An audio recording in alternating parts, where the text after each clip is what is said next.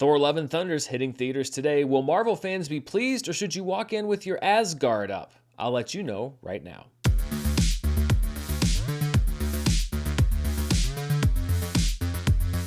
This review is brought to you by Storyblocks. Find the plan that's right for you at storyblocks.com/Dan and stay tuned until the end of this review for more info. Hello everybody and welcome to my non-spoiler review of Thor Love and Thunder. This will not spoil anything that has not already been in trailers or promotional material. I'll have a spoiler review for this movie up probably on Saturday morning to give a few people some time to go out and see it. Thor Love and Thunder, of course, is directed by Taika Waititi. He also returns to co-write the script along with Jennifer Caton Robinson. Thor, the God of Thunder, is back. He's buff again, and he's surprised to see that Jane Foster is also back, now with the power of Thor and the ability to wield his lost hammer Mjolnir. But Thor has other things to worry about because Christian Bale also co-stars as Gorr the God Butcher, seeking to destroy all the gods across every realm as revenge for some unanswered prayers. Tessa Thompson returns as Valkyrie, as does Taika Waititi as the voice of Korg. There's also a brief appearance from the Guardians of the Galaxy. We also have Russell Crowe, in addition to Christian Bale, being added to the cast. Crowe plays Zeus, the overlord of Omnipotent City, a kind of resort for the different gods. Thor Love and Thunder is the 29th film in the MCU, and thanks to COVID delays, it is the 6th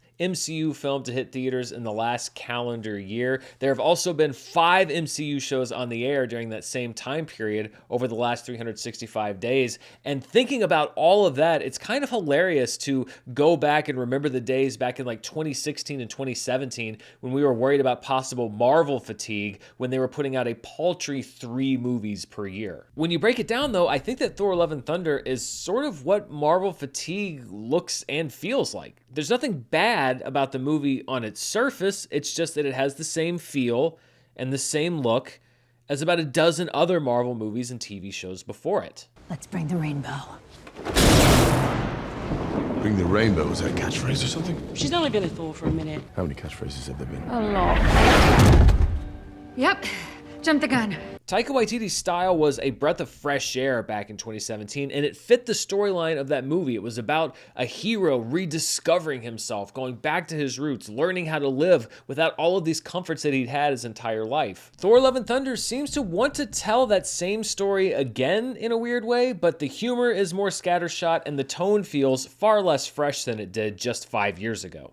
Thor, the character, has been through several different identities. I feel like he sort of bounced from filmmaker to filmmaker, and they sort of shaped Thor into what they need to be based on what movie he's in. When we last saw him, he was a disheveled and discouraged shell of his former self. Now he's got the god bod back, but he also seems to have shed a few IQ points along the way. Not that Thor was ever the sharpest knife in the drawer, but it just seems like that's the Thor that fits for this movie, a bit of a dullard who kind of allows everyone else in the movie to be smarter than he is. That wasn't always the case with Thor, and I do think that his characterization has been a little inconsistent across movies. Maybe Thor's kind of out of it because he's thrown off by the return of Jane Foster, played by Natalie Portman, now wielding Mjolnir as the mighty Thor. How Jane comes to have this power is treated perfunctorily at best. It's settled pretty quickly at the beginning of the movie. This isn't a movie about what and how, it's a movie about woe and wow, though we do eventually dive deeper into the past of Thor and Jane's relationship,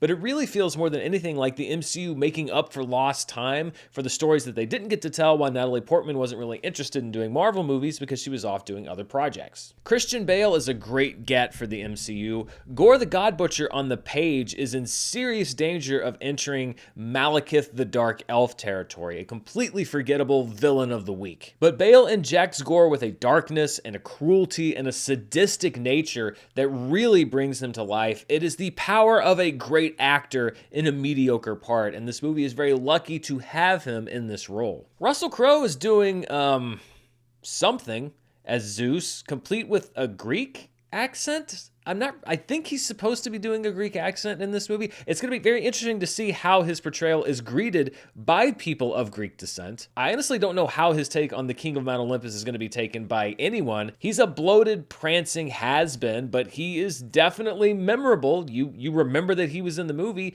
even though his impact on the story largely is to be a fetch quest. The main plot of the movie, I guess, revolves around Thor and his allies trying to rescue some Asgardians from Gorr, who's holding them in in order to draw the gods out, in order to add them to his kill list. But Love and Thunder mostly plays as a vehicle for action sequences, character moments, and humor, which is perfectly fine. It's just that they don't all hit, so sometimes the movie was coasting off of goodwill from me, the viewer, that it hadn't quite earned. What this movie really does add for me, though, is another layer to what I think is the listless nature of the MCU right now. And there's nothing wrong with a one-off Marvel movie. It's just that Marvel itself has instilled in the Marvel viewer, especially the ones that follow the movies and the TV shows, as I and many others do, that it's all part of a big grand plan. Well, I don't really see what that big grand plan is right now, and the more movies and TV shows that come out without any hint of that, the less goodwill I think Marvel gets for telling us that they know what they're doing.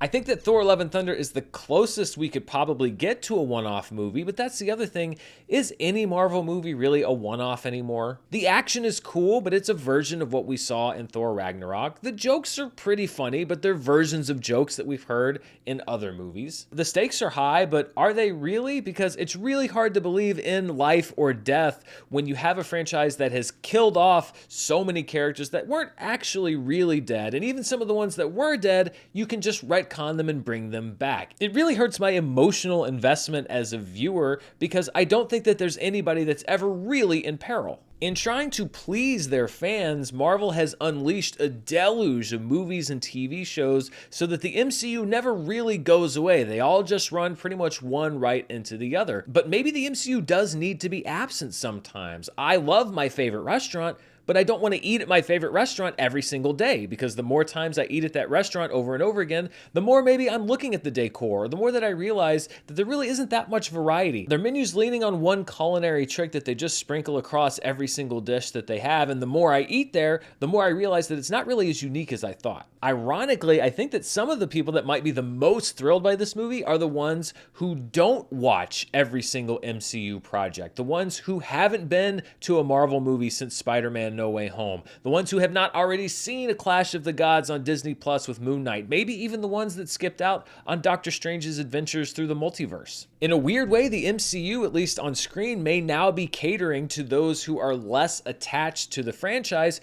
at least until you hit a movie that requires knowledge of a Disney Plus series, and then everybody's lost. If you love Thor Ragnarok, Thor Love and Thunder is more of the same, just lesser, in a way that many movies in the MCU have felt to me lately. I've really only loved one MCU movie since Avengers Endgame, and that's Spider-Man No Way Home, which was technically a Sony film. When you look at Phase 4, I liked Shang-Chi. I was very mixed on Black Widow. I didn't enjoy Eternals or Doctor Strange in the Multiverse of Madness, and I'd say that I liked this movie, but wasn't particularly thrilled or impressed by anything from it. And this is from a guy who's defended Thor the Dark World for years. Now, I will say that this movie is better than Thor the Dark World, but is that really the bar that we're asking for from the Marvel movies these days? It may be that I've just become inoculated to the charms of the Marvel Cinematic Universe, but it may also be that for the first time in a long time, Marvel has to win its fans over again. The same tricks don't work anymore. It's the paradox of franchise filmmaking. In order to stay the course, you have to mix things up. And yes, you risk